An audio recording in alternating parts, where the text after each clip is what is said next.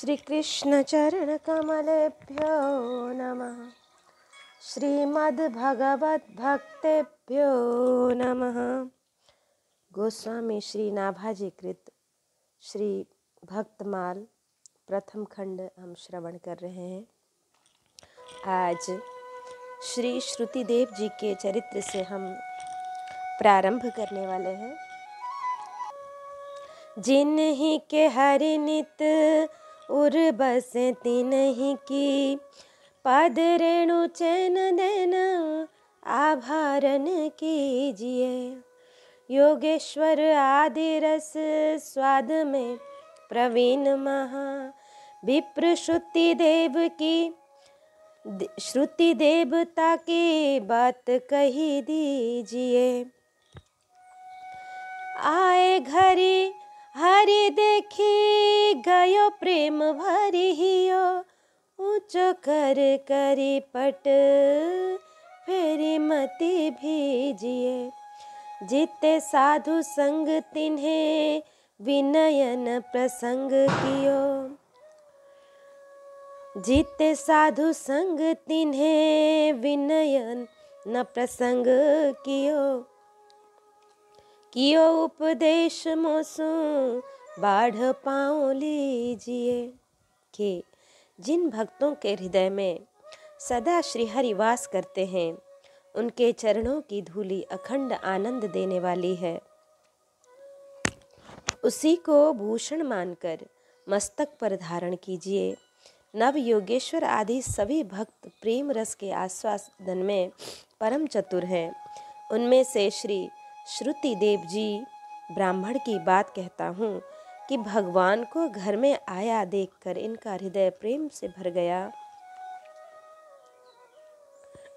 दोनों हाथों को ऊंचे उठाकर वस्त्र फिरा फिरा कर नाचने लगे। प्रेम में ऐसे मग्न हो गए कि श्री कृष्ण के साथ आए हुए साधु और संतों का स्वागत सत्कार विनय प्रणाम आदि भी न कर सके। तब भगवान ने इन्हें सावधान करके उपदेश दिया कि ये संत मुझसे भी बढ़कर श्रेष्ठ है। इनके चरणों का अर्चन वंदन करो। कृष्णस्यासिद द्विज श्रेष्ठ श्रुतिदेव इति श्रुतः। कृष्णैक भक्त्या पूर्णार्थः शांत कविरलं पट। सौवाच विदेहेषु मिथिलायां गृहाश्रमी। कि विदेह की राजधानी मिथिला में एक गृहस्थ ब्राह्मण रहते थे। उनका नाम था श्रुतदेव। वे भगवान श्री कृष्ण के परम भक्त थे। वे एकमात्र भगवत भक्ति से ही पूर्ण मनोरथ परम शांत ज्ञानी और विरक्त थे। भगवान मुकुंद के श्री चरण कमलों में उनका मन ऐसा अनुरक्त हो गया था कि वे श्री चरण चिंतन के अतिरिक्त शरीर निर्वाह के लिए भी किसी प्रकार का उद्योग ही नहीं करते थे। अनन्यस चिंतयन्तो मां ये जनः पर्युपासते तेषां नित्यभियुक्तानां योगक्षेमं वहाम्यहम्। अपनी इस प्रतिज्ञा के अनुसार भगवान इनका योगक्षेम वहन करते थे।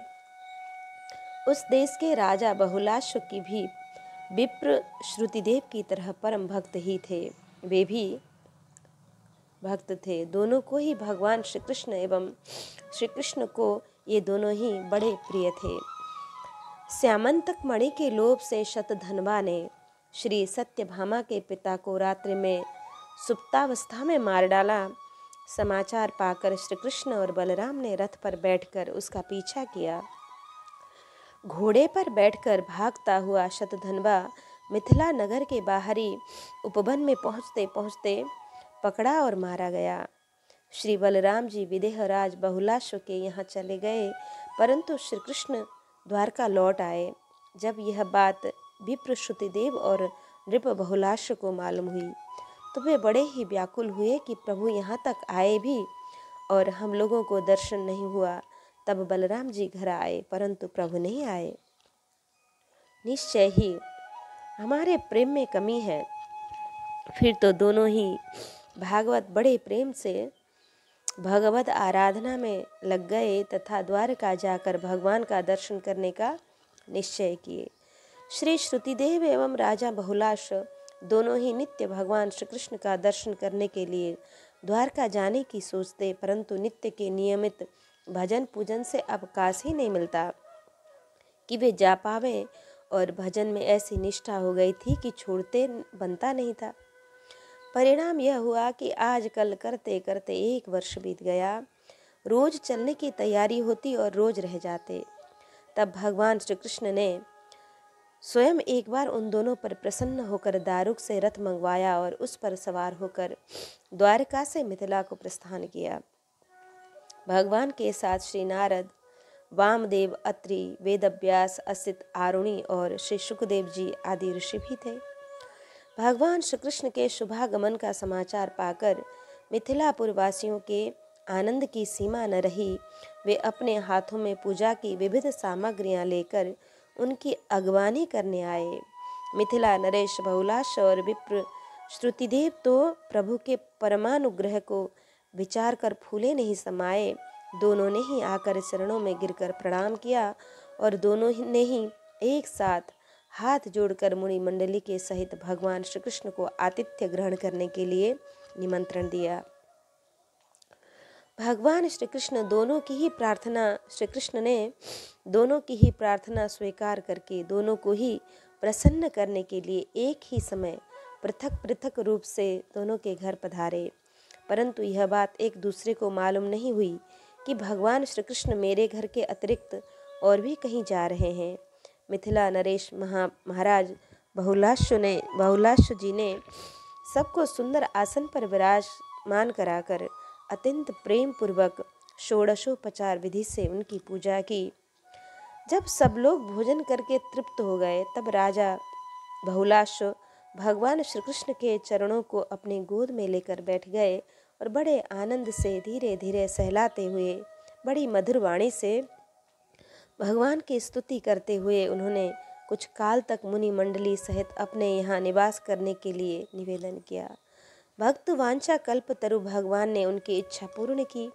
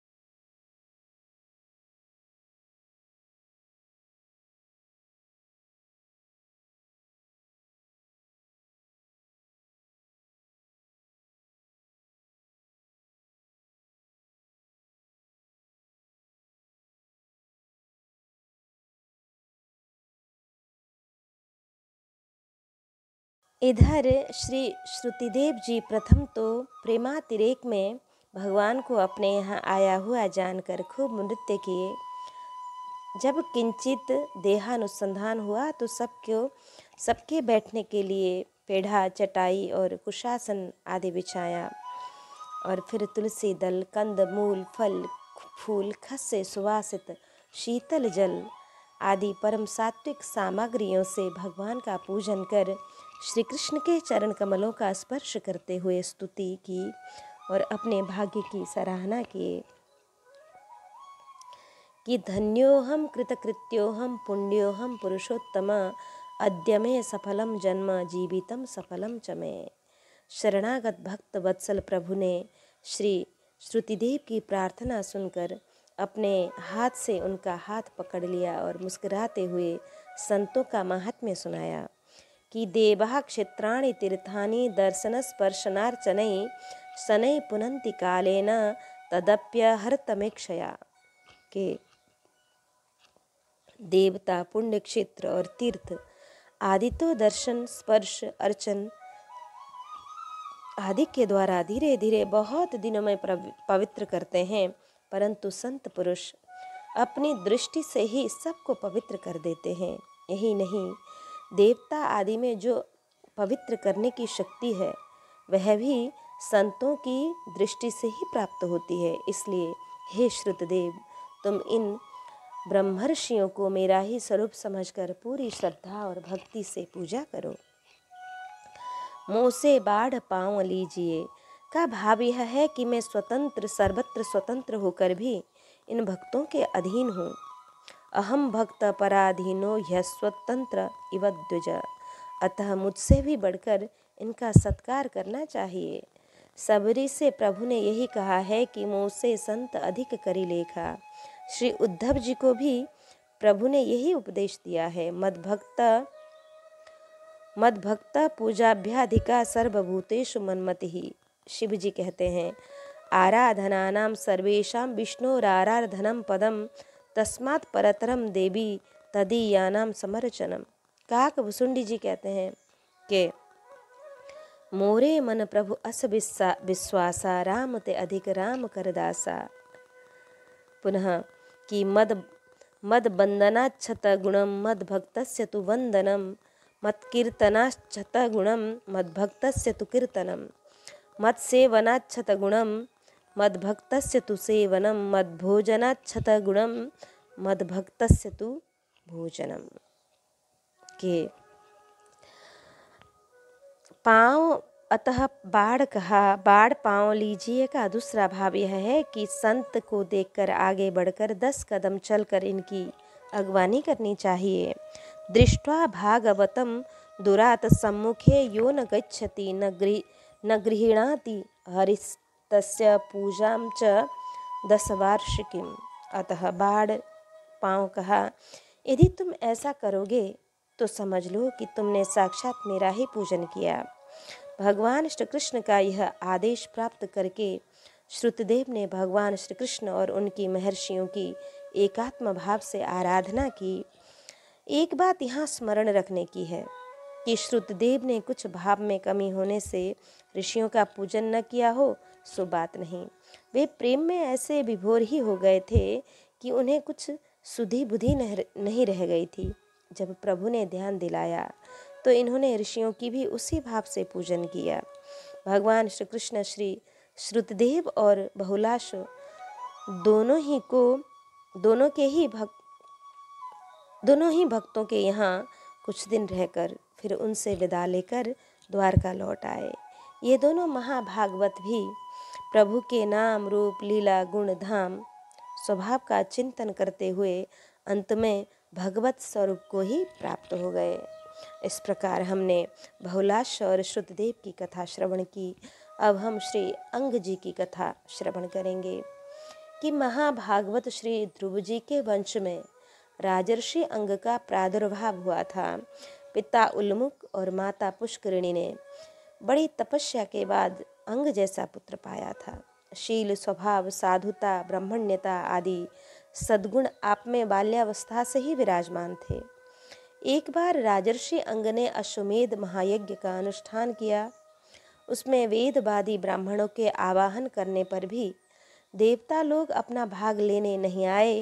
तब ऋतजु ने विस्मित होकर यजमान अंग से कहा कि राजन, हम आहुतियों के रूप में आपका जो घृत आदि पदार्थ हवन करते हैं उसे देवता लोग स्वीकार नहीं करते हैं।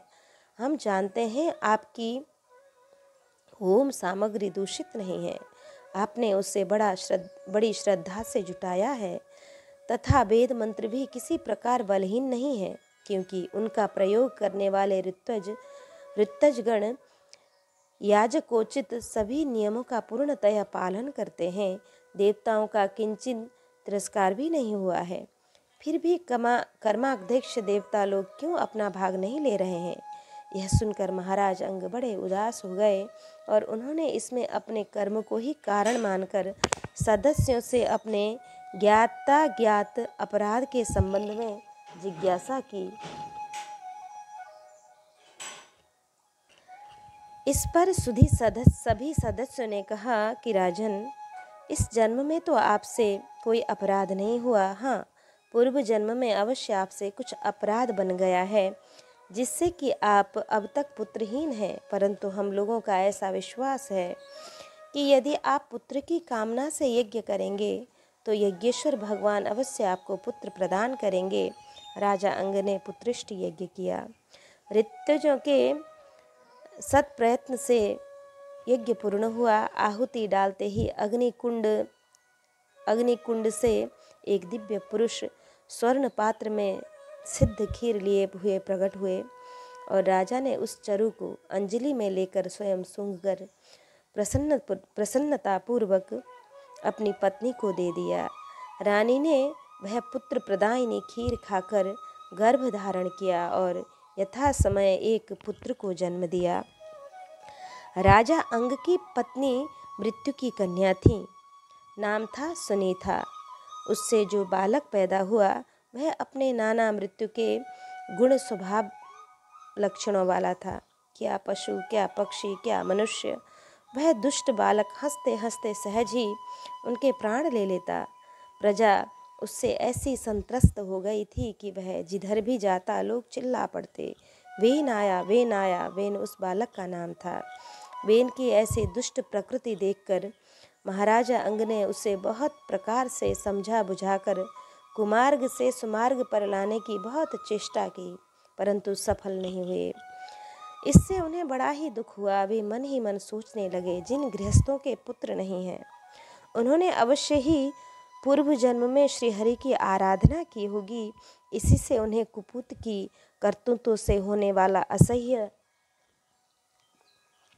क्लेश नहीं सहने पड़ते हैं, जिससे सब प्रकार के अनर्थों की प्राप्ति होती है।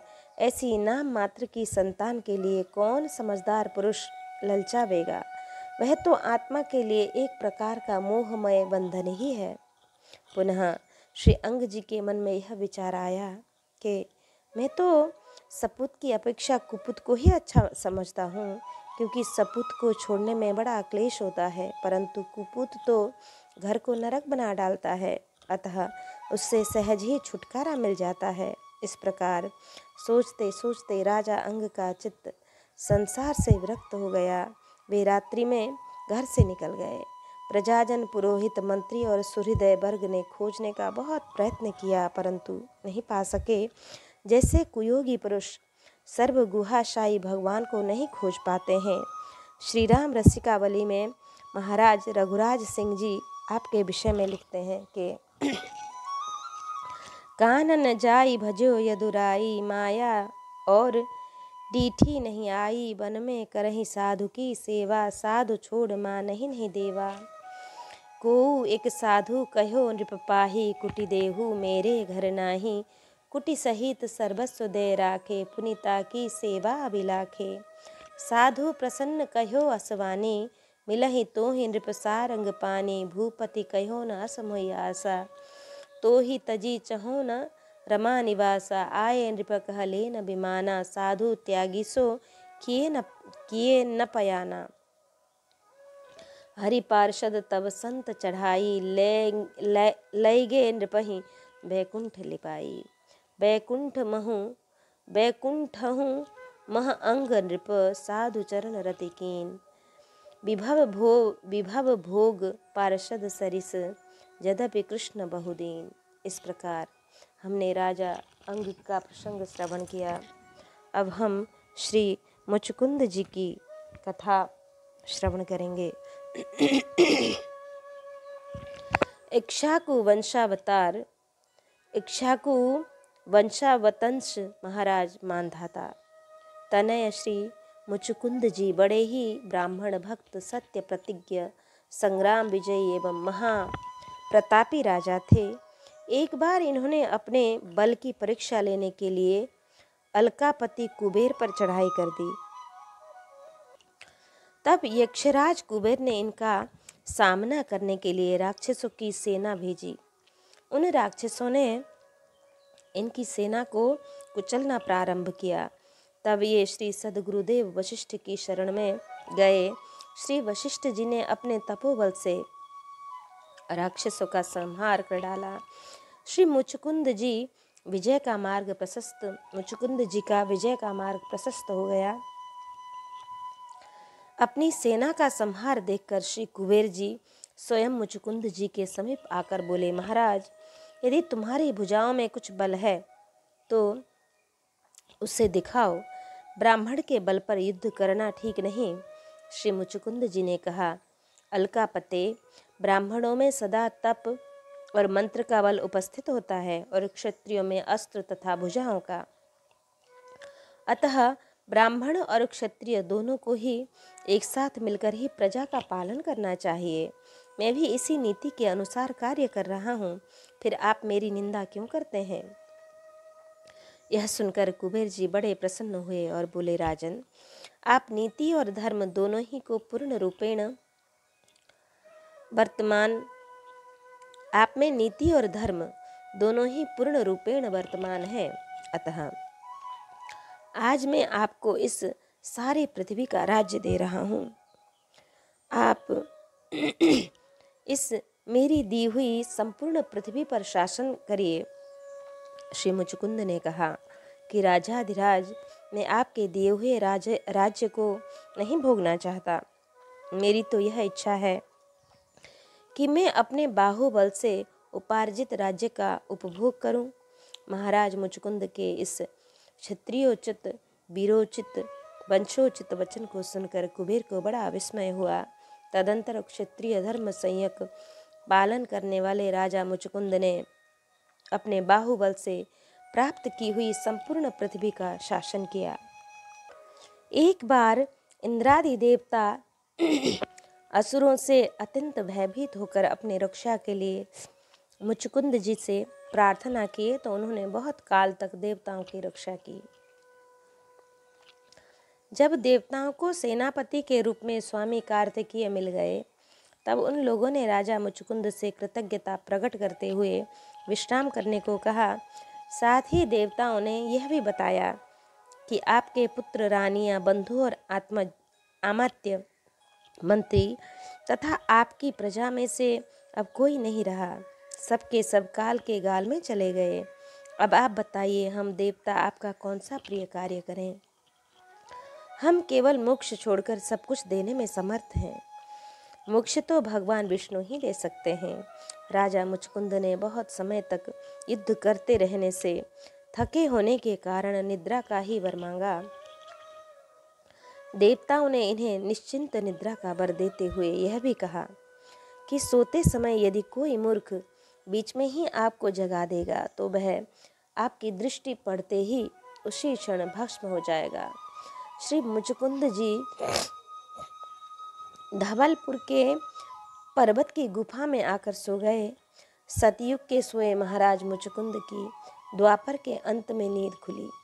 नींद खुलने का प्रसंग इस प्रकार है। मलेच्छराज कालियवन अपने समान किसी प्रतिद्वंदी वीर की तलाश में था। देवर्षि नारद से उसने यादवों की प्रशंसा सुनकर 3 करोड़ मलेच्छों को लेकर मथुरापुरी को घेर लिया। उधर मगध राज जरासंध का आक्रमण होने ही वाला था। मथुरा नगर पर घोर संकट आया हुआ विचार कर भगवान श्री कृष्ण ने विश्वकर्मा के द्वारा समुद्र में दिव्य द्वारिकापुरी का निर्माण कराकर अपने समस्त स्वजन संबंधियों को अपनी अचिंत्य महाशक्ति योग माया के द्वारा द्वारका में पहुंचा दिया। शेष प्रजा की रक्षा के लिए श्री बलराम जी को मथुरापुरी में रख दिया और स्वयं बिना कोई अस्त्र शस्त्र लिए हुए नगर के बड़े द्वार से बाहर निकले। श्री नारद जी के द्वारा बताए गए लक्षणों से कालियवन ने पहचान लिया कि यही श्री कृष्ण है। अतः वह द्वंद्व युद्ध के लिए स्वयं भी शस्त्र अस्त्र छोड़कर श्री कृष्ण की ओर बढ़ा। कालियवन के संहार और मुचुकुंद जी के ऊपर कृपा करके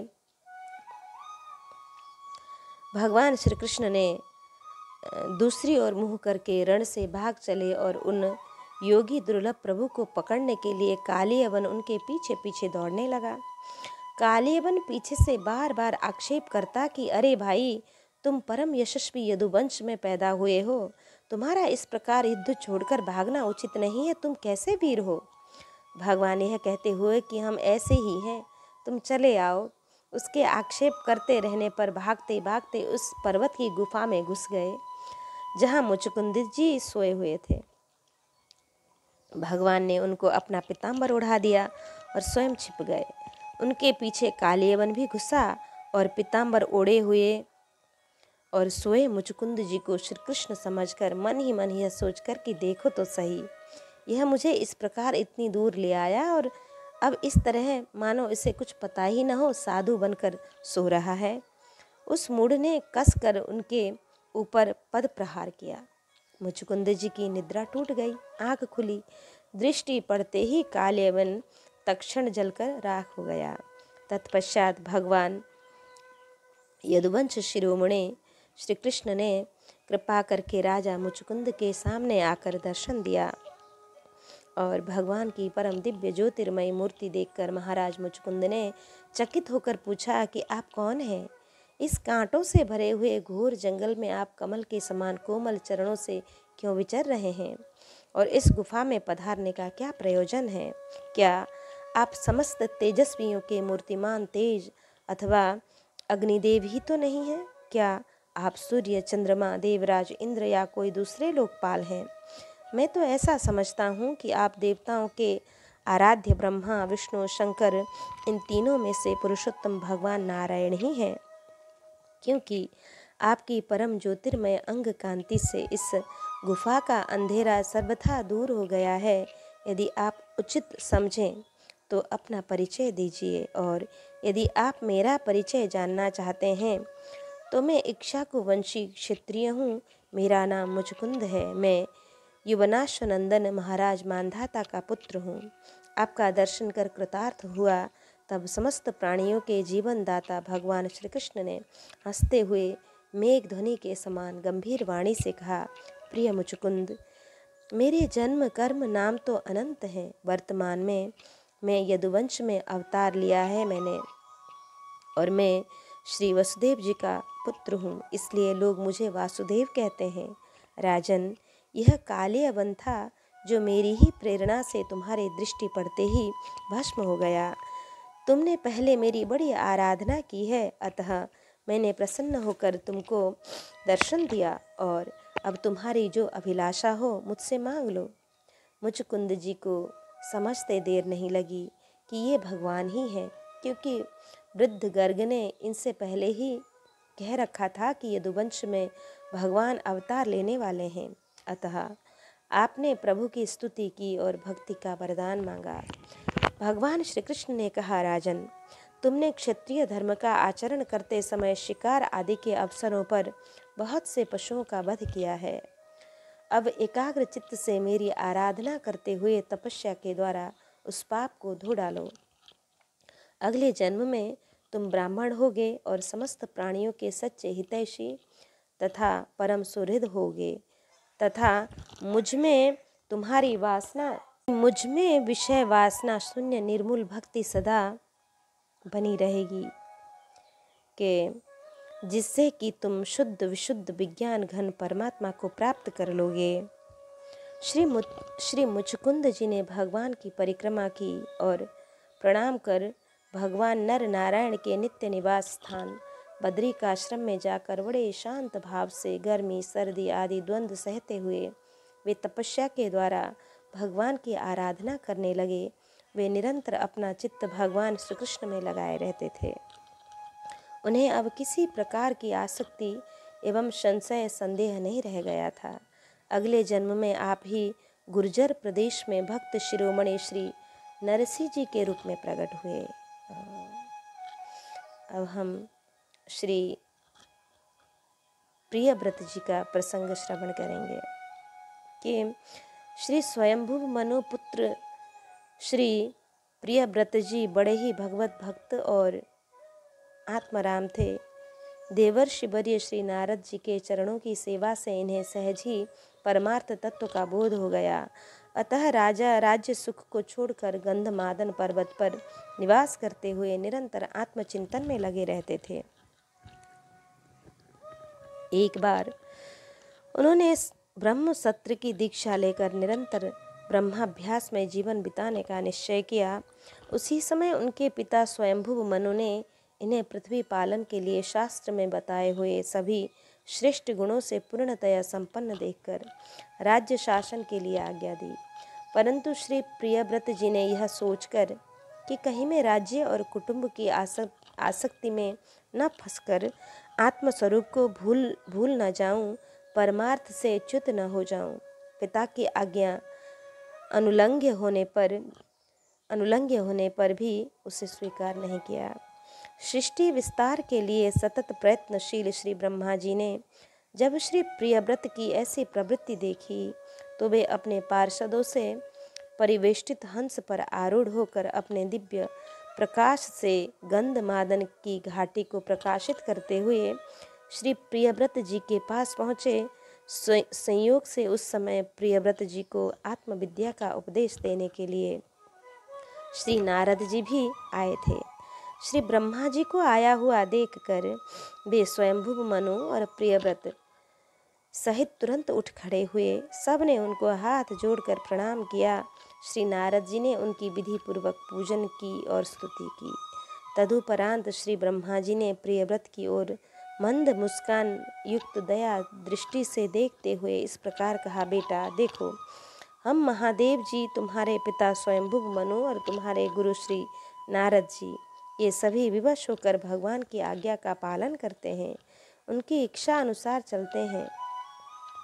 विधि हरिहर शशि रवि दिशि पाला, माया जीव कर्म कुलिकाला, अहिप महिप जहाँ लगी प्रभुताई, जोग सिद्ध निगमागम गाई, करि विचार जिय देख हुनी के, राम रजाई शीस सबही के, राम रजाई मेटी मन माही, देखा सुना कतहु को नाही, राम रजाई शीस सबही के, उत्पत्ति तिथि लय बिशहु अमी के। यद्यपि तुमने श्री कमलनाभ भगवान के श्री चरण कमल कोश रूपी किले का आश्रय लेकर सब प्रकार की भोग वासनाओं को जीत लिया, तो भी पहले उन पुराण पुरुष के दिए हुए भोगों को भोगो, उसके बाद निसंग होकर अपने आत्मस्वरूप में स्थित हो जाना। श्री प्रियव्रत जी ने कहा कि जो आज्ञा। ऐसा कहकर बड़े आदर पूर्वक उनका आदेश शिरोधार्य किया।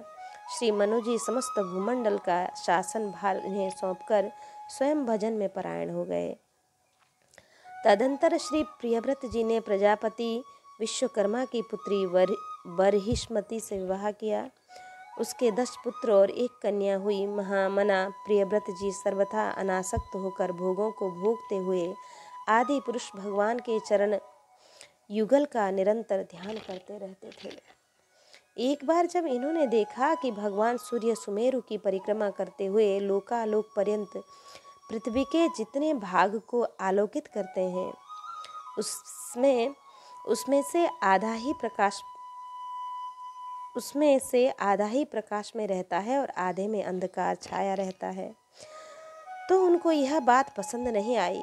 तब उन्होंने यह संकल्प लेकर कि मैं रात को भी दिन बना दूंगा, सूर्य के समान ही वेगवान एक ज्योतिर्मय रथ पर चढ़कर द्वितीय सूर्य की ही भांति उनके पीछे पीछे पृथ्वी की 7 परिक्रमाएं कर डाली। भगवान की उपासना से इनका अलौकिक प्रभाव बहुत बढ़ गया था। उस समय इनके रथ के पहिए से जो लीकें बनी वे ही 7 समुद्र हुए। उनसे पृथ्वी में 7 द्वीप हो गए। इस प्रकार राजा प्रियव्रत ने 11 अबुर्द वर्षों तक पृथ्वी का शासन किया। तत्पश्चात श्री हरि की कृपा से विवेक के जागृत होने पर इन्होंने यह सारी पृथ्वी यथा योग्य अपने अनुगत पुत्रों में बांट दी। और स्वयं हृदय में वैराग्य धारण कर भगवान की लीलाओं का चिंतन करते हुए श्री नारद जी के बताए मार्ग का पुनः अनुसरण करने लगे। महाराज प्रियव्रत के संबंध में निम्नलिखित लोकोक्ति प्रसिद्ध है। प्रियव्रत कृतम कर्म कून कुर्याद दिनेश्वरम योनेमि निम्नैर करोच्छायानन सप्तवारिधिन कि राजा प्रियव्रत ने जो कर्म किए हैं उन्हें सर्वशक्तिमान ईश्वर के सिवा और कौन कर सकता है। उन्होंने रात्रि के अंधकार को मिटाने का प्रयत्न करते हुए अपने रथ के पहियों से बनी हुई लीकों से ही 7 समुद्र बना डाला। श्री पृथु जी का चरित्र भी इस छपाई में आ चुका है। इसी तरह अब हम श्री प्रियव्रत जी का चरित्र सुनने के बाद अब श्री शेष जी का चरित्र श्रवण करेंगे। ये साक्षात भगवान नारायण के स्वरूप हैं। भगवान के चतुर्व्यूह में ये संकर्षण व्यूह हैं तथा अपने शेष स्वरूप से भगवान आदि पुरुष नारायण के पर्यंक रूप में क्षीर सागर में विराजमान रहते हैं। अपने 1000 मुख 2000 जिह्वाओं से निरंतर भगवान का गुणानुवाद करते हैं। विशेष बात तो यह है कि ये नित्य भगवान को नए नामों का उच्चारण करते रहते हैं। नित्य भगवान के नए नामों का उच्चारण करते रहते हैं। श्री नामामृत स्वादन में आपको इतना सुख मिलता है कि आपकी श्री नाम पीयूष पान के लिए लार टपकती रहती है, परंतु कहीं नाम जप में व्यवधान न पड़ जाए, अतः ये लार को भी नहीं संभालते हैं। परिणामतः वहाँ इनकी लारों का अमृतमय कुंड बन गया। ब्रह्मानंद में सदा लबलीन रहने वाले श्री सनकादि जी भी आपके यहाँ भगवत गुणानुवाद श्रवण करने के लिए जाते हैं। निशेष शेष मुख गीत कथैक पाना, ये भगवान के नित्य परिकरों में से हैं। भगवान की सेवा ही इनकी परम साधना है। भगवत सेवा सुखा स्वादनार्थ ये विविध रूप से विविध सेवाएं करते हैं। निवास सय्यासन पादुकाम शुकोपधान वर्षात पवारणादिभिः शरीर भेदैस्तवशेषतां गतैर यथोचितं शेष इतिर्यते जनहि। जो समयानुसार आपके दास होने वाले तथा निवास सैया आसन पादुका अंशज और अंकुश वस्त्र उपाधान तकिया छत्र आदि अनेक प्रकार के शरीरों को धारण करके सेवा में तत्पर रहने वाले हैं तथा जिनका लोग शीश ऐसा नाम कहते हैं, ये जीवों को भगवान के शरण पहुंचाने वाले हैं। अतः सभी देवता असुर नाग सिद्ध गंधर्व विद्याधर मुनि मनुष्य भगवान अनंत शीश का ध्यान करते हैं, स्तुति एवं गुणगान करते हैं। इलावृत वर्ष में तो भगवान शेष ही प्रधान देव हैं और भगवान शिव इनके पुजारी हैं। लीला विनोद में ये प्रजापति कश्यप की पत्नी कद्रु के असंख्य पुत्रों में से सबसे श्रेष्ठ ज्येष्ठ हैं। उच्चैश्रवा घोड़े की पूंछ काली है या सफ़ेद, इस विषय को लेकर भय कद्रु विनीता विवाद में अपनी बात को सत्य करने के लिए छल का आश्रय लेकर कद्रु ने अपने पुत्र को उच्चैश्रवा घोड़े की पूंछ में लिपटकर उसे काली सिद्ध करने के लिए आज्ञा करी, परंतु 1000 पुत्रों ने अस्वीकार कर दिया तो कद्रु ने उन्हें जन्मेजय के नाग यज्ञ में भस्म हो जाने का शाप दे दिया। उन नागों में से श्री शेष जी भी थे। माता के इस व्यवहार से क्षुभित होकर महायशस्वी भगवान शेष जी कद्रु का साथ छोड़कर कठोर तपस्या में लग गए। वे केवल वायु पीकर रहते और संयम पूर्वक व्रत का पालन करते। विभिन्न पुण्य तीर्थों में जाकर इन्होंने विविध तप किए। इनके तप से संतुष्ट होकर वरदाता श्री ब्रह्मा जी ने इनके समीप आकर वर मांगने को कहा तो शेष जी ने यह वर मांगा कि मेरी बुद्धि सदा धर्म मनोनिग्रह एवं तपस्या में ही लगी रहे। श्री ब्रह्मा जी ने कहा, नागोत्तम, तुम शेष हो, धर्म ही तुम्हारे आराध्य देव हैं। तुमने इंद्रिय संयम और मनोनिग्रह पूर्वक धर्म रूप परमात्मा की आराधना किया है। इससे मैं तुमसे बहुत प्रसन्न हूँ। मैं आशीर्वाद देता हूँ, तुम्हें सदा भगवान की स्मृति ही बनी रहे। अब तुम मेरी आज्ञा से प्रजा के हित के लिए पर्वत, वन, सागर, ग्राम, बिहार और नगरों सहित इस समूची पृथ्वी को भलीभांति धारण कर इस प्रकार स्थित हो जाओ जिससे यह पूर्णतः अचल बनी रहे। सर्व समर्थ शेष जी ने अच्छा, बहुत अच्छा कहकर ब्रह्मा जी की आज्ञा शिरोधार्य कर पृथ्वी के विवरण में प्रवेश करके समुद्र से घिरी हुई इस वसुधा देवी को उन्होंने सब ओर से पकड़कर सिर पर धारण किया। तभी से यह पृथ्वी स्थिर हो गई। श्री शेष जी की अचिंत्य शक्ति का अनुमान इससे लगाया जा सकता है कि यह संपूर्ण ब्रह्मांड इनके एक सिर पर रजकण की भांति स्थित है। ब्रह्मांड भुवन विराज जाके एक सिर जिमी रजकनी, कि जिस प्रकार भूभार हरणार्थ भगवान के विविध अवतार होते हैं, वैसे ही शेष जी के भी अवतार होते हैं। शेष सहस्त्र शीस जग कारण, सो अवतरेउ भूमि भय टारन। जो सहज शीस अशीस मही धर, लखन सचराचर धनी, सुरकाज धरी नरराज तनु चले दलन, खल निशिचर अने। त्रेता में श्री राम के साथ श्री लक्ष्मण रूप में, द्वापर में श्री कृष्ण के साथ बलराम रूप में और कलयुग में श्री रामानुजाचार्य के रूप में अवतार लेकर आपने प्राणियों का कल्याण किया।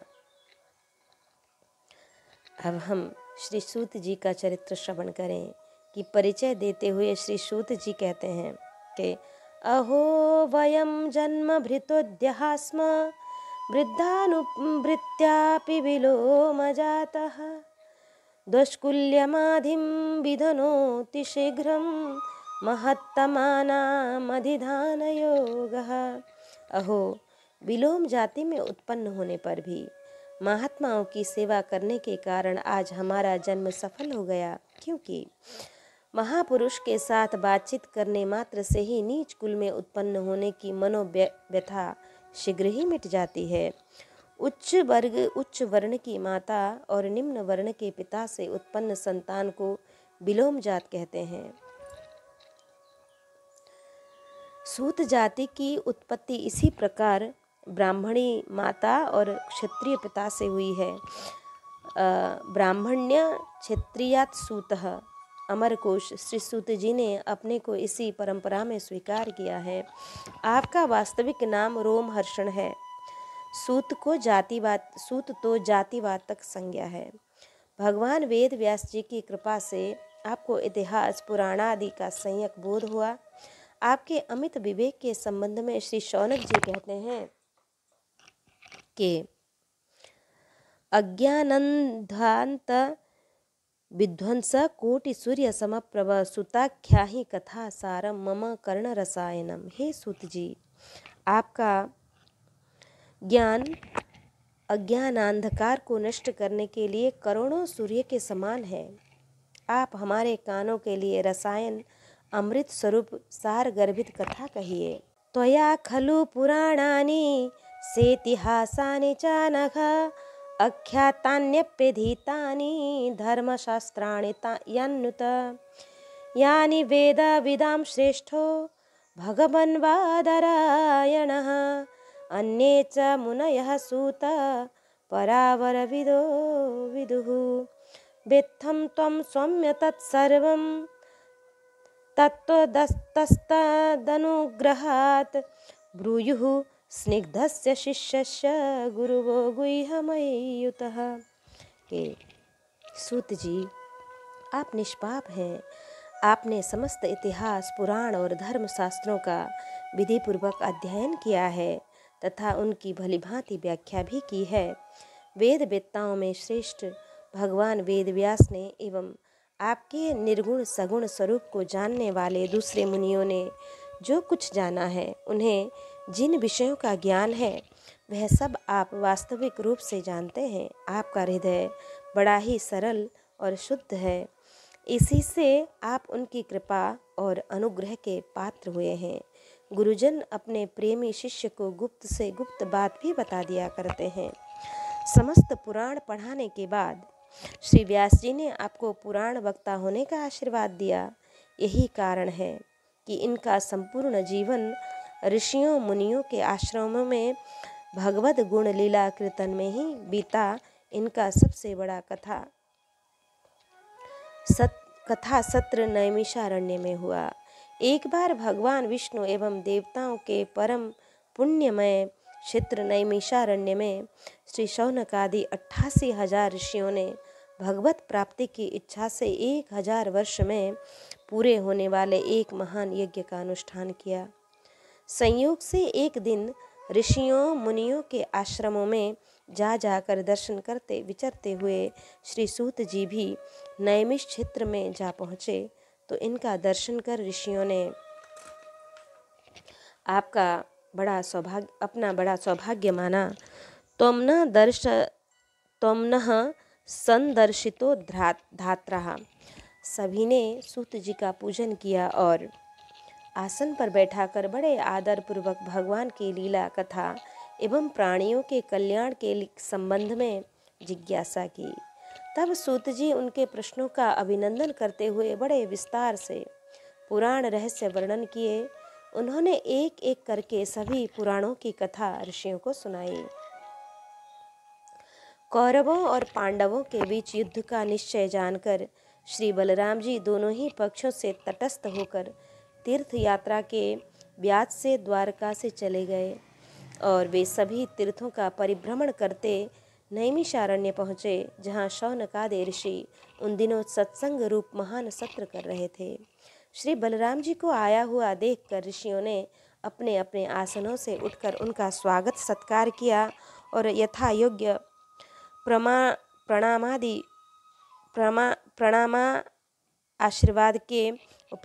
प्रणाम और आशीर्वाद के उपरांत उनकी पूजा की।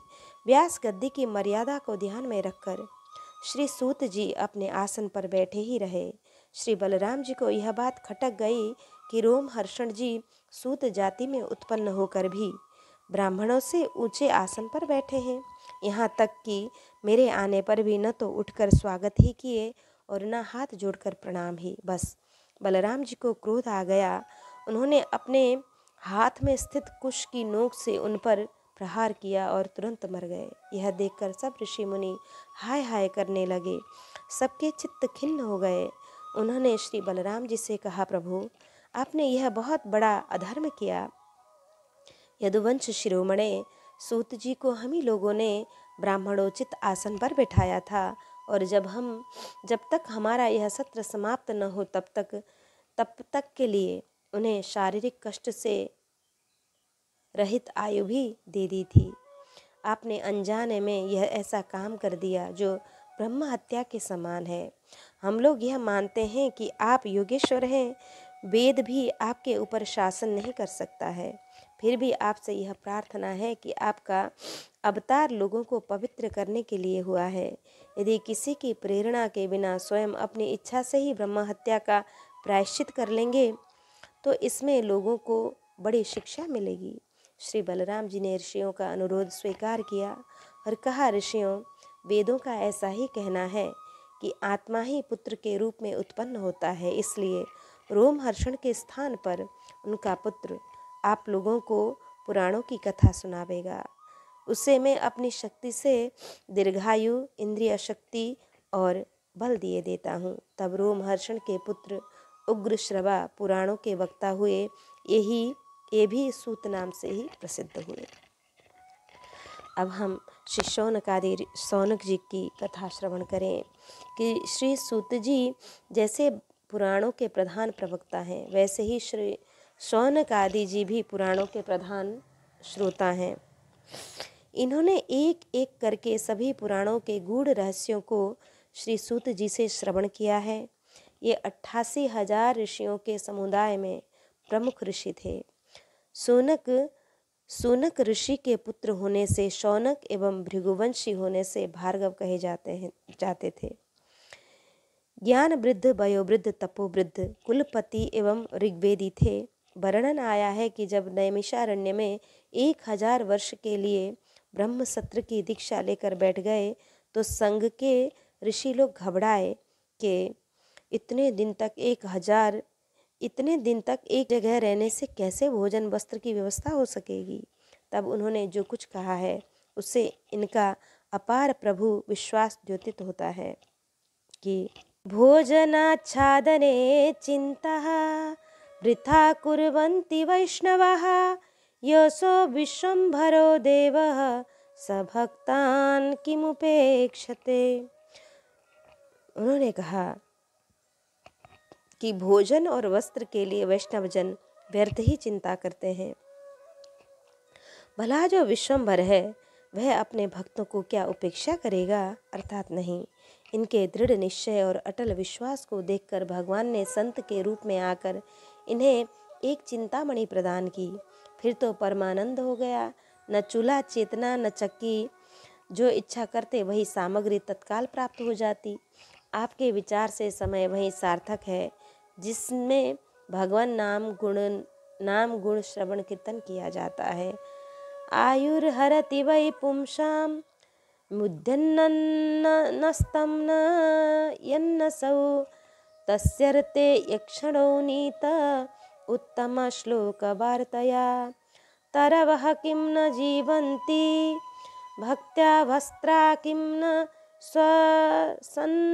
सन्त्युतः न खादन्ति न मेहन्ति किं ग्रामः पशवो परे स्वबिडबराहोष्ट्रखरहि सन्तुतः पुरुष पशुः न यत् कर्णपथोपेतो जातु नाम गदाग्रजः। जिसका समय भगवान श्री कृष्ण के गुणों के गान अथवा श्रवण में व्यतीत होता है, उसके अतिरिक्त सभी मनुष्य की आयु व्यर्थ ही जा रही है। ये भगवान सूर्य प्रतिदिन अपने उदय और अस्त से उनकी आयु छीनते जा रहे हैं। क्या वृक्ष नहीं जीते हैं? क्यों लोहार की धोकनी सांस नहीं लेती? गांव के अन्य पालतू पशु क्या मनुष्य पशु की ही तरह खाते पीते या मैथुन नहीं करते? जिसके कान में भगवान श्री कृष्ण की लीला कथा कभी नहीं पड़ी, वह नर पशु कुत्ते, ग्राम सूकर, ऊंट और गधे से भी गया बीता है। अतः धन्य घड़ी सोई जब सत्संगा। मन, वाणी और इंद्रियों की सार्थकता निरर्थकता के बारे में आपके विचार निम्नलिखित हैं। बिले बतोर क्रम विक्रमन् येन शृण्वन्त कर्णपुटे नरस्य जिह्वा सती दारदुरिके वसूत न चोपगायन्तु रुगाय गाथा भारः पटं पट्टकिरीटजुष्टमप्युत्तमाङ्गं नमिन्मुकुन्दं शावौ करौत्नो कुरुतः सपर्यां हरिर्लसत् काञ्चन कङ्कणौ वा बर्हायिते ते नयने नराणां लिङ्गानि विष्णुर्न निरीक्षतो ये पादौ नृणां तौ द्रुमजन्मभाजौ क्षेत्राणि नानुव्रजतो हरिर्यौ जीवच्छवो भगवताङ्घ्रिरेणु न जातुमर्त्या विलभेतयस्तु श्रीविष्णुपद्या मनुजस्तुलस्यः स्वच्छयो यस्तु न वेदगन्धं तदस्मशारं हृदयं बतेदं यद्गृहमाणै हरिर्नामधेयै न विक्रयेताथ तदा यदा विकारो नेत्रे जलं गात्र रुहेषु हर्षः। जो मनुष्य श्री कृष्ण की कथा कभी नहीं सुनता उसके कान बिल के समान हैं। बिले बतोरु क्रम विक्रमाये न शृण्वतः कर्णपुटे नरस्य, कि जो जीव भगवान की लीलाओं का गायन नहीं करती वह मेढक की जीभ के समान टर टर करने वाली है। उसका तो न रहना ही अच्छा है। जो सिर भगवान श्री कृष्ण के चरणों में कभी नहीं झुकता, वह रेशम वस्त्र से सुसज्जित और मुकुट से युक्त होने पर भी बोझ मात्र है। जो हाथ भगवान की सेवा पूजा नहीं करते, वे सोने के कंकड़ से भूषित होने पर भी मुर्दे के हाथ हैं। जो आंखें भगवान को याद दिलाने वाली मूर्ति तीर्थ नदी आदि का दर्शन नहीं करती, वे मोरों की पाँख के बने हुए आँखों के चिन्ह के समान निरर्थक हैं। मनुष्य के वे पैर चलने की शक्ति रखने पर भी न चलने वाले पेड़ों के जैसे ही हैं, जो भगवान की लीला स्थलियों की यात्रा नहीं करते। जिस मनुष्य ने भगवत प्रेमी संतों के चरणों की धूल कभी सिर पर नहीं रखी, वह जीता हुआ भी मुर्दा है। जिस मनुष्य ने भगवान के चरणों पर चढ़ी हुई तुलसी की सुगंध लेकर उसकी सराहना नहीं की, वह श्वास लेता हुआ भी श्वास रहित शव है। सूत जी, वह हृदय नहीं लोहा है जो भगवान के मंगलमय नामों का श्रवण कीर्तन करने पर भी पिघल कर उन्हीं की ओर बह नहीं जाता। जिस समय हृदय पिघल जाता है, उस समय नेत्रों में आंसू छलकने लगते हैं और शरीर का रोम रोम खिल उठता है। श्री व्यास जी ने इन्हें कथामृत रस स्वाद कुशल कहा है कि कथामृत रस स्वाद कुशलः सौनको ब्रबित के इस प्रकार हमने श्री शौनक जी के चरित्र का श्रवण किया। अब हम श्रवण करेंगे श्री प्रचेतागणों की कथा। श्री पृथु जी के वंश में राजा प्राचीन वरिह की शतद्रुति नाम की पत्नी से प्रचेता नाम के 10 पुत्र हुए। वे सब के सब बड़े धर्मज्ञ तथा एक से नाम रूप और आचरण वाले थे। जब पिता ने उन्हें संतान उत्पन्न करने का आदेश दिया, तब उन सब ने सुंदर सुयोग्य संतान की कामना से तपस्या करने के लिए पश्चिम की ओर प्रस्थान किया। चलते चलते उन्होंने समुद्र के समान एक विशाल सरोवर देखा, जहाँ मृदंग पणव आदि बाजों के साथ गायन की मधुर ध्वनि सुनकर उन राजकुमारों को बड़ा आश्चर्य हुआ। इतने में ही उन्होंने देखा कि देवाधिदेव भगवान शंकर अपने अनुचरों के सहित उस सरोवर से बाहर आ रहे हैं। उनका सहसा दर्शन पाकर प्रचेता को बड़ा कुतूहल हुआ और उन्होंने श्री शिव जी के चरणों में प्रणाम किया। तब शरणागत भयहारी धर्म वत्सल भगवान शंकर ने अपने दर्शन से प्रसन्न हुए उन धर्मज्ञ और शील संपन्न राजकुमारों से प्रसन्न होकर कहा, अथ भागवता यूयम प्रियास्थ भगवान यथा न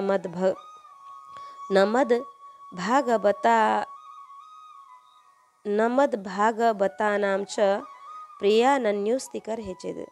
तुम लोग कि भगवत भक्त होने के नाते मुझे भगवान के समान ही प्यारे हो, इसी प्रकार भगवान के भक्तों को भी मुझसे बढ़कर और कोई प्रिय नहीं होता।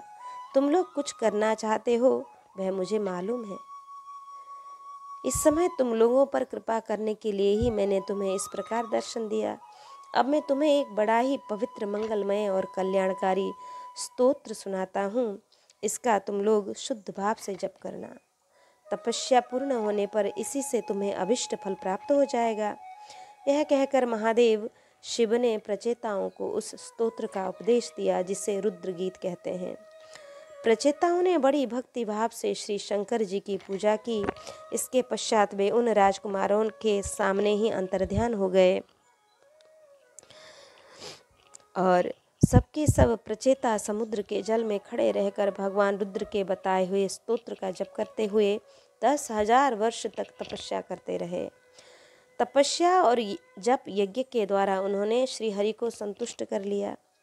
पुराण पुरुष भगवान श्री नारायण अपनी मनोहर कांति द्वारा उनके तपस्या जनित क्लेशों को शांत करते हुए कोटि कोटि कंदर्प दर्प दलन पटियान विग्रह से उनके सामने प्रकट हुए और अपने शरणागत प्रचेताओं की ओर दया दृष्टि से निहारते हुए मेघ के समान गंभीर वाणी में कहा, राजपुत्रों, तुम लोगों के पारस्परिक स्नेह, सौहार्द, भ्रातृत्व और धर्म पालन से मैं बड़ा ही प्रसन्न हूँ। जो लोग तुम्हारा स्मरण करेंगे उनका भाइयों में ऐसा ही निश्चल प्रेम होगा तथा समस्त जीवों के प्रति मित्रता का भाव हो जाएगा। तुम लोगों ने सहर्ष पिता की आज्ञा का पालन किया है, इससे तुम्हारी कमनीय कीर्ति समस्त लोक में फैल जाएगी। तुम्हारे एक ब्रह्मा जी के समान यशस्वी पुत्र होगा। कंडू ऋषि के तपोनाश के लिए इंद्र की भेजी हुई प्रलंचा अप्सरा के एक कमल नयनी कन्या उत्पन्न हुई थी। उसे छोड़कर वह स्वर्गलोक चली गई। तब वृक्ष ने उसे पाला पोसा। उसके भूख लगने पर औषधियों के राजा चंद्रमा ने दयावश उसके मुंह में अपनी अमृत वर्षणी तर्जनी अंगुली दे दी थी। तुम लोग शीघ्र ही उस देवोपम सुंदरी कन्या से विवाह कर लो। और तुम सब एक ही धर्म में तत्पर हो और तुम्हारा स्वभाव भी एक सा ही है, इसलिए तुम्हारे ही समान धर्म और स्वभाव वाली वह सुंदरी कन्या तुम सभी की पत्नी होगी तथा तुम सभी में उसका समान अनुराग होगा। तुम लोग मेरी कृपा में 10 लाख दिव्य वर्षों तक पूर्ण बलवान रहकर अनेकों प्रकार के पार्थिव और दिव्य भोगों को भोगोगे। अंत में मेरी अविचल भक्ति से हृदय का समस्त वासना रूप मल दग्ध हो जाने पर तुम इस लोक और परलोक के नरक तुल्य भोगों से उपरत होकर मेरे परम धाम को प्राप्त हो जाओगे। प्रचेताओं ने भगवान की स्तुति की और यह वर मांगा कि जब तक आपकी माया से मोहित होकर हम आपके कर्मानुसार संसार में भ्रमरते रहें, तब तक जन्म जन्म में हमें आपके प्रेमी भक्तों का संग प्राप्त होता ही रहे। भगवान आपके प्रिय सखा भगवान शंकर के क्षण भर के समागम से ही आज हमें आपका साक्षात दर्शन प्राप्त हुआ है। हम लोग आपकी शरण हैं। शरणागत भक्त वत्सल प्रभु ने भगवान ने तथास्तु कहकर पश्चात उनके मनोरथ को पूर्ण किया। और यद्यपि भगवान की सुमधुर मूर्ति के दर्शन से अभी प्रचेताओं के नेत्र तृप्त नहीं हुए थे, इसलिए वे उन्हें जाने देना नहीं चाहते थे, परंतु प्रभु तो अपने धाम चले ही गए।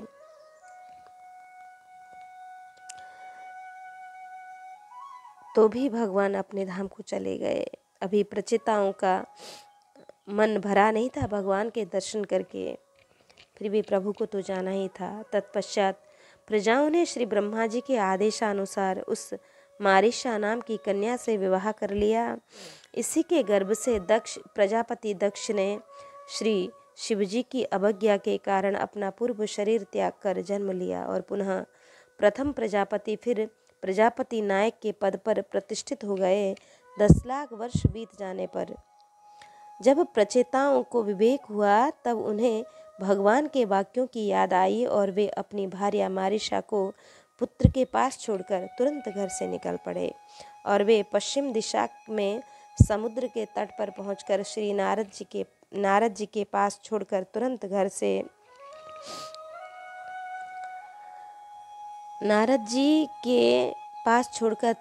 से निकल पड़े। और वे पश्चिम दिशा में समुद्र के तट पर पहुंचकर श्री नारद जी के द्वारा पुनः तत्व ज्ञान प्राप्त कर भगवान के चरण कमलों का ही चिंतन करने लगे और अंत में भगवत धाम को प्राप्त हो गए। इस प्रकार हमने प्रचेतागणों की कथा सुनी। अब हम श्री सतरूपा जी का चरित्र वर्णन करेंगे। महामानव श्री मनु पत्नी सतरूपा जी मनु के समान धर्मशीला थीं। स्वयंभू मनु अरु सतरूपा जिन्हेते भई नर सृष्टि अनुपा दंपति धर्म आचरण कीना अजहु गाव श्रुति जिन्ह के लीला।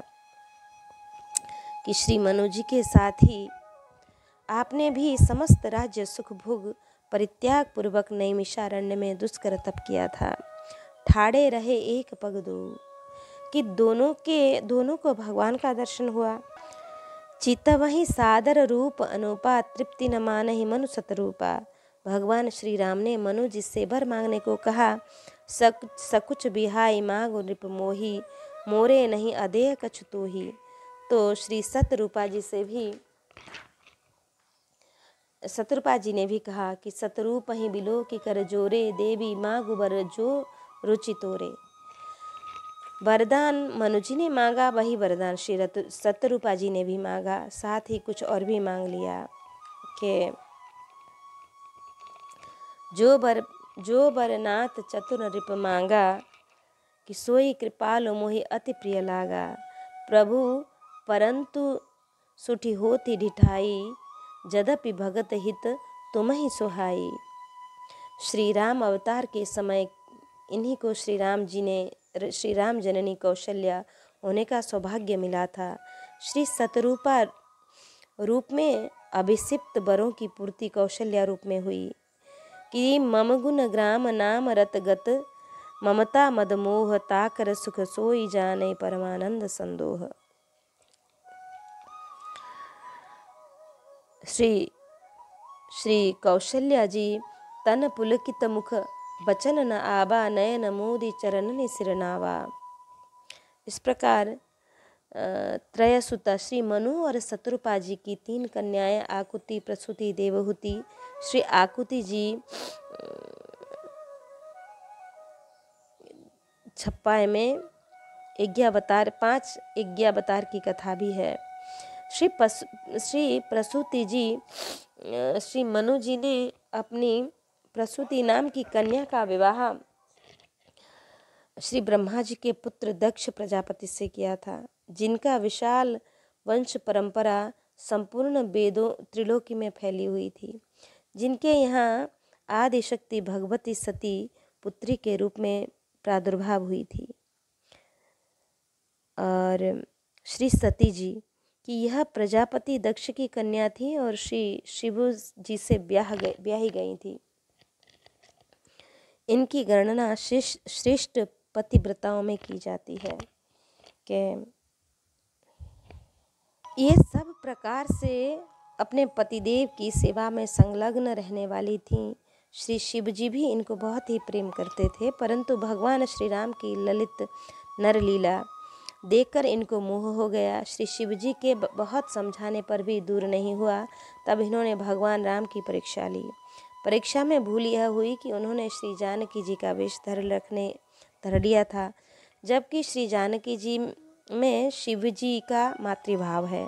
अतः शिव जी ने अब सती जी में पत्नी भाव रखने से भक्ति निष्ठा में हानि विचार कर सती शरीर से पत्नी भाव का विचार त्याग दिया। श्री शिव जी का रुख देखकर सती जी उनके हार्दिक भावों को समझ जाती, जिससे उनको बड़ा ही पश्चाताप होता। तब शंकर रुख अवलोक की भवानी, प्रभु मोही तजौ हृदय कुलानी, निज अग समुझी न कछु कही जाई, तपई अबा इब उर अधिकाई। श्री शिव जी कैलाश पर आकर अखंड समाधि लगा लेते हैं। सती जी के दुख का पारावार नहीं है। अंत में वह दुख निवृत्ति के लिए भगवान श्री राम की शरण लेती हैं कि कहीं न जाय कछु हृदय गलानी, मन महु राम ही सुमिरी सयानी। आखिर प्रभु ने उपाय कर ही दिया। पिता दक्ष ने प्रजापति नायकत्व के अभिमान से श्री शिव जी को यज्ञ भाग से वंचित करके अपमानित करने के उद्देश्य से बृहस्पति सब नामक महायज्ञ का समारंभ किया। शिवजी को छोड़कर समस्त देवताओं को निमंत्रण दिए, परंतु दक्ष के ही हीन उद्देश्य को जानकर ब्रह्मा और विष्णु भी यज्ञ में नहीं गए। अन्य देवता विमानों पर आरूढ़ होकर यज्ञ में भाग लेने के लिए प्रस्थान किए। आकाश मार्ग से जाती हुई विमानावलियों को देखकर जब सती ने समाधि से जगे हुए श्री शिवजी से पूछा, तो यह जानकर कुछ हर्ष अवश्य हुआ कि इसी ब्याज से यज्ञ में जाकर हृदय का दुख भार कुछ कम करावेंगी। अतः इन्होंने यज्ञ में जाने के लिए श्री शिवजी की अनुमति चाही, परंतु शिवजी ने स्थिति को स्पष्ट करते हुए सती जी को वहां जाने की अनुमति नहीं दी। कहे उनीक मोरे हो मन भावा, यह अनुचित नहीं नेब पठावा। तदपि विरोध मान जह कोई, तहाँ गए कल्याण न होई। सती जी जाने पर तुली हुई थी, अतः श्री शिव जी ने अपने गणों के साथ इन्हें आदर पूर्वक भेज दिया। परंतु वहां जाने पर सती को अनुभव हुआ कि वस्तुतस्तु श्री शिव जी ने जो कुछ कहा था वह तो ठीक था। दक्ष ने सती का कोई सम्मान नहीं किया। दक्ष के भय से अन्य का साहस भी नहीं हुआ। बहनों के मिलने वार्ता में व्यंग का पुट था। हाँ, सादर भले ही मिली एक माता, बस माता जी उनसे अच्छे प्रकार से मिली, पर भवानी को संतोष कहाँ। अतः वह जाकर यज्ञशाला का निरीक्षण की तो मालूम हुआ कि सब देवताओं का, यहाँ तक कि न जाने पर भी ब्रह्मा और विष्णु का भी यज्ञ भाग है, परंतु कतहु न दीख शंभु कर भागा। सती आई थी दुख कम करने, हुआ उल्टा कि पाछिल दुख न हृदय अस प्यापा, जस भय भयो महापरितापा। कि सुनऊं, तब श्री सती जी ने सबको संबोधित कर चेतावनी दी। सुनहु सभासद सकल मुनिंदा, कही सुनी जिन्ह शंकर निंदा। जो फल तुरत लहब सब काहूँ, कही भांति पछितावत पिता हूँ। के संत शंभु श्रीपति अपवादा, सुनिय जहाँ तहाँ अमी असी मर्यादा। काटियतासु जीव सो जो बसाई, श्रवण मोदी नत चलिय पराई। जगदात्मा महेश पुरारी, जगत जनक सबके हितकारी। पिता मंद मति निंदत तेहि, दक्ष शुक्र संभव यह देहि। तजिहऊँ तुरत देह तेहि हेतु, उर धरि चंद्र मौलि वृष केतु। अस कही जोग अगिनि तनु जारा, भयउ सकल मह हाहाकारा। श्री शिव जी के गणों ने यह विध्वंस कर दिया कि कालांतर में यही सती जी पार्वती जी के रूप में हिमाचल की पुत्री बनकर प्रकट हुई। इस प्रकार सती मरत हरिसन बरुमांगा, जन्म जन्म शिव पद अनुरागा। तेहि कारण हिमि गिरि गृह जाई, जनमी पार्वती तनु पाई। और तप करके पुनः श्री शिव जी को उन्होंने प्राप्त किया। इस प्रकार हमने श्री सती जी का प्रसंग श्रवण किया। अब श्री मदालसा जी का प्रसंग हम श्रवण करेंगे कि यह गंधर्वराज विश्वावसु की कन्या थी। अपने अलौकिक रूप, लावण्य, सद्गुण, संपत्ति, शील, स्वभाव से स्वर्ग की देवियों की भी गौरव गरिमा को संकुचित करती थी। और एक दिन मदालसा अपने पिता के उद्यान में घूम रही थी। उसी समय पाताल केतु नामक एक दुरात्मा दैत्य अपनी आसुरी माया फैलाकर इन्हें मोह में डालकर अपहृत कर पाताल में ले गया। मदालसा की एक सखी जिसका नाम कुंडला था, जो विंध्यावान गंधर्व की कन्या एवं पुष्कर माली की पत्नी थी। शुंभ दैत्य ने उसके पिता को मार डाला। तब से वह जगत से विरक्त होकर उत्तम व्रतों का पालन करती हुई दिव्य गति से भिन्न भिन्न तीर्थों में विचरती रहती थी। एक बार वह पाताल लोक में जा पहुंची तो वहां उसने अपनी सखी मदालसा को देखा। फिर तो वह अन्यत्र गमन का विचार छोड़कर अपनी सखी के साथ ही रहने लगी। इससे मदालसा को बड़ा सराहा हो गया। एक दिन जब मदालसा ने अपनी सखी से यह सुना कि आगामी त्रयोदशी को राक्षस पाताल केतु तुम्हारे साथ आसुरी विधि से विवाह करेगा, तो ये बहुत दुखी हुई और आत्महत्या करने को तैयार हो गई। उसी समय स्वर्ग से आकर कामधेनु ने इन्हें आश्वासन दिया कि बेटी, वह नीच दानव तुम्हें नहीं पा सकता है। महाभागे, मर्त्यलोक में जाने पर इस दानव को जो अपने बाणों से बींध डालेगा वही महामानव तुम्हारा पति होगा। धैर्य धरो, बहुत शीघ्र ही यह सुयोग आने वाला है। यह कहकर सुरभि देवी अंतर्ध्यान हो गई। उन्हीं दिनों पृथ्वी पर शत्रुजित नाम के एक पराक्रमी राजा राज्य करते थे। उनके ऋतध्वज नाम के बड़े ही शील, सौंदर्य, विधान, बुद्धिमान, शूरवीर एवं महाप्रतापी पुत्र थे, जो अपने रूप गुण से देवताओं को भी विस्मय में डालते थे। एक बार महाराज शत्रुजित के यहाँ महर्षि गालव एक दिन अश्व लेकर आए और अपनी व्यथा कथा सुनाने लगे। ऋषि ने कहा, राजन, पातल केतु नाम के दानव के अत्याचार से क्षुभित होकर हम आपके पास आए हैं। यद्यपि हम अपनी सामर्थ्य से उसे भस्म कर सकते हैं, तो भी तपोनाश के भय से ऐसा नहीं करते। एक दिन की बात है, उस असुर को देखकर मैं अत्यंत खिन्न हो लंबी सांसें ले रहा था। इतने में ही यह घोड़ा आकाश से नीचे उतरा और उसी समय यह आकाशवाणी हुई कि मुने, यह अश्व बिना थके समस्त भूमंडल की परिक्रमा कर सकता है, इसलिए संसार में इसका कुबलय नाम प्रसिद्ध होगा। इसे सूर्यदेव ने कृपा करके दिया है। जो नीच दानव रात दिन तुम्हें क्लेश में डाले रहता है, उसका भी इसी अश्व पर आरूढ़ होकर राजा शत्रुजित के पुत्र ऋतध्वज इसका वध करेंगे। इस अश्वरत्न को पाकर राजकुमार भी कुबलयाश्व नाम से प्रसिद्ध होंगे।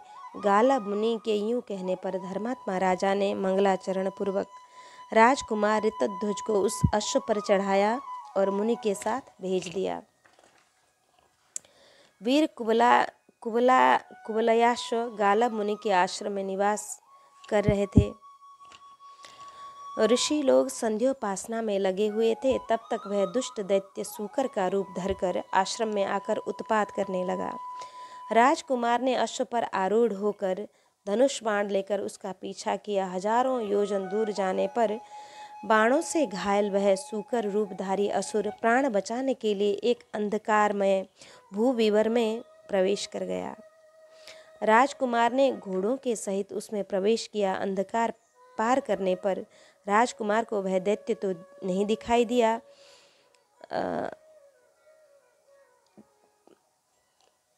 राजकुमार को वह दैत्य तो नहीं दिखाई पड़ा। तब पाताल लोक की अद्भुत शोभा का दर्शन हुआ। घूमते घूमते उन्होंने एक स्त्री को देखा।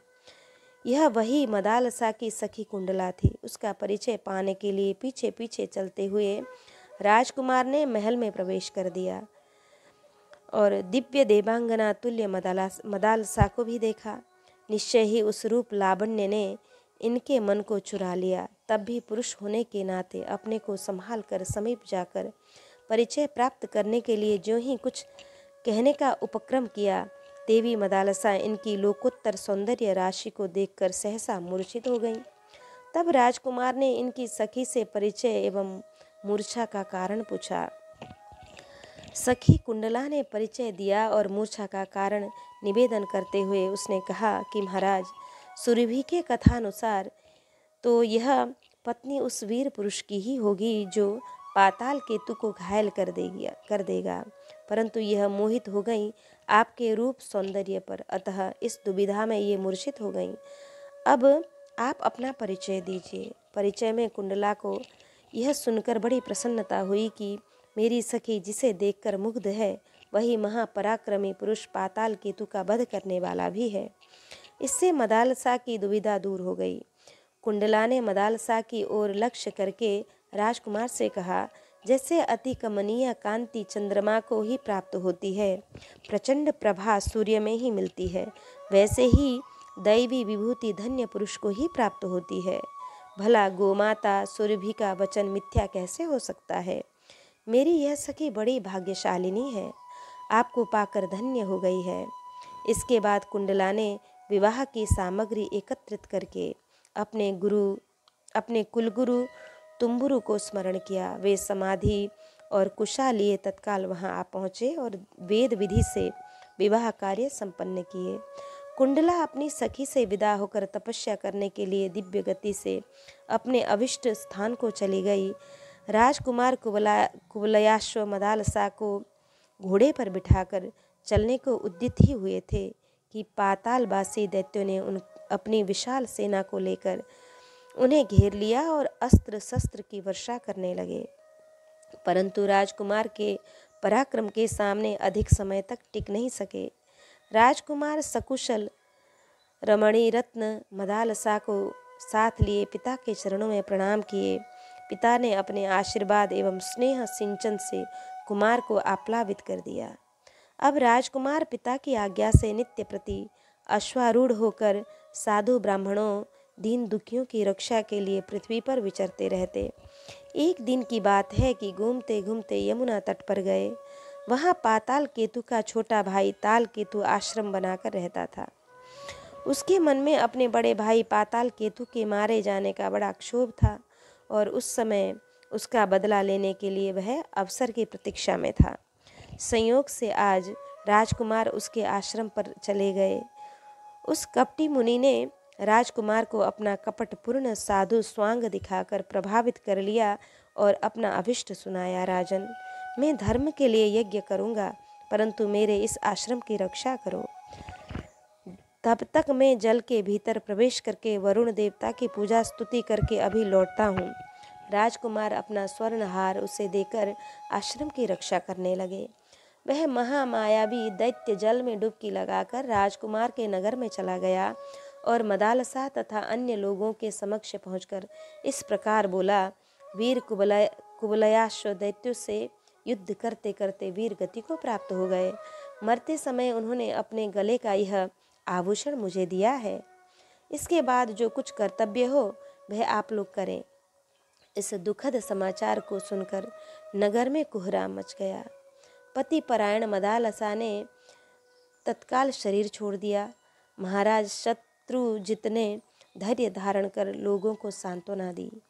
मदालसा का दाह संस्कार किया गया। इसी बीच उस मुनि रूपधारी दुरात्मा दैत्य ने आश्रम में पहुंचकर कुमार से अपनी अभिष्ट सिद्धि का शुभ समाचार सुनाकर उन्हें घर जाने की आज्ञा दिया। घर जाकर राजकुमार ने माता पिता को प्रणाम किया तथा सभी को अन्य मनस्क देखकर उस उदासीनता का कारण पूछा। पुत्र वत्सल पिता ने समस्त वृत्तांत वर्णन किया। अपनी मनोरमा भार्या मदालसा की मृत्यु का समाचार सुनकर राजकुमार स्तब्ध हो गए। मन ही मन विचार करने लगे कि मेरे पत्नी प्रेम को धिक्कार है, जो मेरी प्रेयसी ने मेरी मृत्यु की बात सुनकर तत्काल प्राण त्याग कर दिए और मैं जीवित हूँ, परंतु मैं प्राण त्याग कर दूँ अथवा उसके वियोग में हा प्रिय कहकर क्रंदन करूँ तो इससे उस प्राण बल्लभा का उपकार ही क्या होगा। अतः अब तो मुझे धैर्यपूर्वक जीवन धारण करते हुए माता पिता की सेवा करना ही परम अभिष्ट प्रतीत होता है। यह निश्चय कर राजकुमार ऋतध्वज ने सबके सामने यह प्रतिज्ञा किया कि यदि इस जन्म में मेरी सुंदरी पत्नी मदालसा फिर न मिली तो दूसरी कोई स्त्री मेरे जीवन संगिनी नहीं बन सकती है। राजकुमार ऋतध्वज के शील सौंदर्य से आकृष्ट होकर नागराज अश्वत्थर के 2 नाग कुमारों ने इनसे मैत्री कर ली थी। राजकुमार के प्रेमवश वे दोनों नाग कुमार प्रतिदिन बड़ी प्रसन्नता पूर्वक राजकुमार के साथ रहते हुए भांति भांति के विनोद, हास्य और वार्तालाप आदि किया करते थे। एक दिन भर राजकुमार के साथ रहते, रात्रि में नागलोक में चले जाते। जब नागराज अश्वत्थर को इनकी मैत्री का पता चला तो बड़े प्रसन्न होकर बोले, पुत्रों, जिस मित्र के संग रहकर तुम लोग परम सुख का अनुभव करते हो, उनका कोई मनोरथ सिद्ध करके क्या तुम लोगों ने भी उनके चित्त को प्रसन्न किया है। नाग कुमारों ने कहा, पिताजी, वे महाराज कुमार सब प्रकार से सिद्धार्थ हैं, उन्हें कोई भी वस्तु देकर प्रत्युपकृत नहीं किया जा सकता है और उन्हें जिसकी आकांक्षा है वह ब्रह्मा, विष्णु तथा शिव आदि सर्वसमर्थ परमेश्वर के सिवा हम लोगों के लिए सर्वथा असंभव है। नागराज ने कहा, पुत्रों, किसी कार्य को असंभव मानकर उद्योग छोड़ना उचित नहीं। ऋषियों का कथन है कि तप से अगम न कछु संसारा। अतः तुम सब राजकुमार के अभिष्ट को अभिव्यक्त करो, हम उसे तप से संभव करने का प्रयत्न करेंगे। नागपुत्रों ने राजकुमार की प्रतिज्ञा सुनाते हुए मदालसा की पुनः प्राप्ति को अभिप्सित बनाया। नागराज अश्वत्थर ने हिमालय पर जाकर तप के द्वारा सरस्वती को संतुष्ट कर स्वर सिद्धि का वरदान प्राप्त किया। पुनः अपनी स्वर साधना से शिवजी को संतुष्ट करने के लिए कैलाश पर गए। वहाँ उन्होंने भगवान आशुतोष को रिझाकर मदालसा को अपनी कन्या रूप में प्रकट होने का वर मांगा। शिवजी ने तथास्तु कहकर नागराज के मध्यम फण से मदालसा की उत्पत्ति हुई। नागराज पूर्ण मनोरथ हों श्री शिवजी के चरणों में प्रणाम कर अपने स्थान पर गए और समय पर सचमुच मदालसा पूर्ववत ही रूपशील सद्गुण से समलंकृत मंगलमय बपु धारण कर नागराज के मध्यम फण से प्रादुर्भाव हुई। नागराज ने यह रहस्य किसी को नहीं बताया। मदालसा को महल के भीतर गुप्त रूप से स्त्रियों के संरक्षण में रख दिया गया। इसके बाद पिता के कहने पर वे दोनों नागपुत्र एक दिन अनुरोध करके राजकुमार ऋतध्वज को अपने पिता के पास नागलोक में ले गए। राजकुमार ने नागराज अश्वत्थर को मित्र के पिता होने के नाते अपने पिता के समान मानकर चरण स्पर्श पूर्वक प्रणाम किया। नागराज ने प्रेम पूर्वक छाती से लगाकर बड़ा ही प्यार किया और फिर क्रमशः स्नानादि सब कार्य करके नागराज ने अपने पुत्रों तथा राजकुमार के साथ प्रसन्नता पूर्वक भोजन किया। तत्पश्चात नागराज राजकुमार का प्रिय करने के लिए नागराज ने घर में छिपाई हुई मदालसा को सम्मुख लाकर उपस्थित किया और इनके पुनः प्राकट्य की कथा कह सुनाई। फिर तो राजकुमार ने अपनी प्यारी पत्नी को ग्रहण किया। तदंतर उनके स्मरण करते ही उनका प्यारा अश्व वहाँ पहुँचा। तब वे नागराज को प्रणाम करके मदालसा के साथ अश्व पर आरूढ़ होकर नगर को चल दिए। राजकुमार को पुनः मदालसा सहित देखकर माता पिता एवं पुरवासी बहुत ही प्रसन्न हुए। इस उपलक्ष्य में बहुत बड़ा उत्सव मनाया गया। महाराज शत्रुजित के परलोकवासी होने पर पुरवासियों ने उनके महात्मा पुत्र ऋतध्वज को, जिनके आचरण तथा व्यवहार बड़े उदार थे, राजपद पर अभिषिक्त किया। श्री मदालसा जी महाराज की पटरानी हुई। महाराज ऋतध्वज एवं महारानी मदालसा जी दोनों अपनी प्रजा का अवसर पुत्रों की भांति पालन करने लगे और श्री मदालसा जी का संतों में बड़ा सद्भाव था। महल में साधु ब्राह्मणों की भीड़ ही लगी रहती थी। संत सेवा और सत्संग के प्रभाव से मदालसा जी को जगत की असारता और दुख रूपता का संयक बोध हो गया था। अतः इनमें किंचित आसक्ति नहीं रह गई थी। इनका सिद्धांत था संगः सर्वात्मजा त्याज्य सचित्य त्यक्तु न शक्यते कि न ससद्भि सहकर्तव्य सताम संगो ही भेषजम कामः सर्वात्मना हेयो हातु चेच्छक्यते स न सह मुमुक्षां प्रति तत्कार्यं सैव तस्यापि भेषजम कि संघ का सब प्रकार से त्याग करना चाहिए, किंतु यदि उसका त्याग न किया जा सके तो सत्पुरुषों का संग करना चाहिए, क्योंकि सत्पुरुषों का संग ही उसकी औषधि है।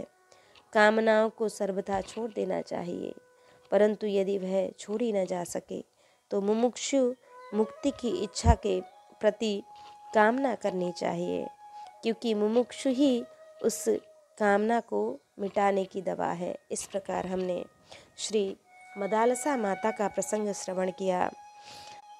भक्त और भगवान की जय।